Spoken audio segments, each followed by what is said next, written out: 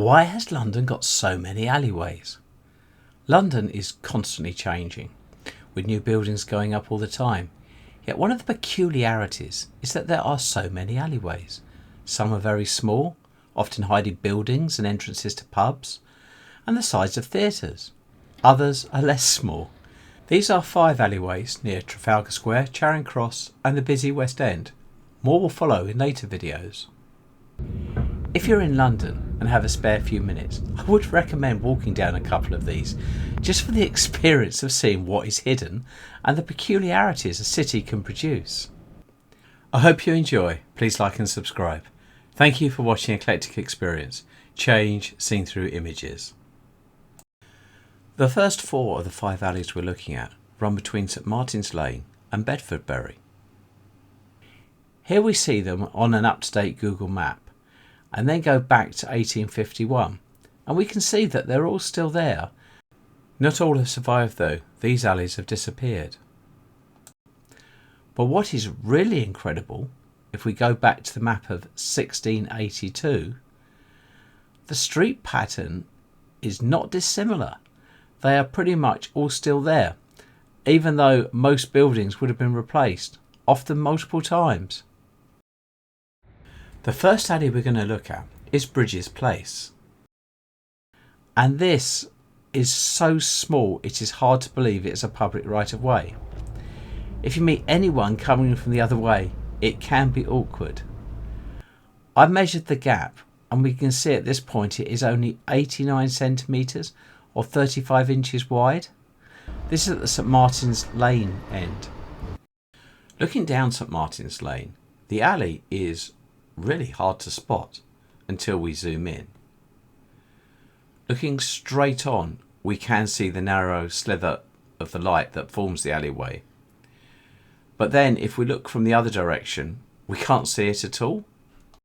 One side of the alley at this end is actually the wall of the Coliseum Theatre, which fronts St Martin's Lane. And showing the extent of the theatre, it also runs along Bedfordbury. The Bedfordbury end of the alley is actually a bit wider and runs up against a pub, the Marquis. There is room to stand in the alleyway here. This alley is often included in guided tours as the smallest alleyway in London, as it's another one just along the block which is linked to Harry Potter. This is Goodwin's Court, which we'll come to shortly. Next along from Brydges Place is the far wider Maze Court. The corner of the alley has a restaurant facing St Martin's Lane, but the rest of this side of the alley is the Coliseum Theatre. The Coliseum opened in 1904 on the site of a lot of different buildings. Some refuse to sell, which is why the Coliseum does not actually cover the whole block, which we can see a little bit from where the restaurant is, but more clearly at the back, where it borders Brydges Place and Bedfordbury. On the other side is a hotel that is actually a refurbished 1960s office block, which you can see if you look closely enough. This follows an increasing trend to convert buildings rather than demolition and new build. Next along is the interestingly named Hop Gardens, though there is now nothing left connected to the name. And this also shows how the use of the alley and the buildings along it can completely change whilst it itself remains. This alley is of varying widths with a mix of buildings, including the previously mentioned hotel all along one side. Then we come to this little alley. You wouldn't know it looking at it from St Martin's Lane, but this opens up onto quite an amazing old alley. This is Goodwin's Court. There is a plaque on the wall stating that it was constructed around 1690. That's an incredible age.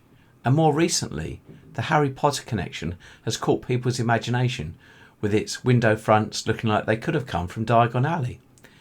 And this house is really making the most of it. The entrance from Bedfordbury is between these 2 empty shops, which does give more an indication of what lays beyond, in complete contrast to the St Martin's Lane end. Now we move to under and next to Charing Cross railway station. Looking at the 1851 map, this is really quite fascinating. This is before Charing Cross railway station was built on what was then Hungerford Market. This is the alley we are looking at, running from Northumberland Street to Villiers Street. It is now called Craven Passage. If we look at a modern map, we can still see the alley, even though Charing Cross railway station now covers the Hungerford Market site, but the route is still there. It now goes under the station from Villiers Street, making use of the long archway that is now the Arches Shopping Centre. And it joins Craven Passage up these steps. At the top of the steps is another curiosity. It's the Ship and Shovel. It is on both sides of the alley, the only pub in London to be so, according to this sign. At the other end of the alley is the Sherlock Holmes pub, with memorabilia about the famous detective. So, going back to the original question, why are these alleys here? Well, the main reason is they have survived because they serve a purpose, often providing access to buildings, and unless all the buildings on one block are cleared at the same time, it'd be very hard to get rid of the alley, as it could well cut off access to the existing buildings. The alleys do get moved a bit and often change purpose completely, but remain, providing shortcuts, fire escapes, access and interesting places to visit and enjoy. If you want to find out more, there are some fantastic sources available, links in description below. I hope you've enjoyed this video. I'll be making more similar ones, so please like and subscribe. Thank you for watching Eclectic Experience, change seen through images.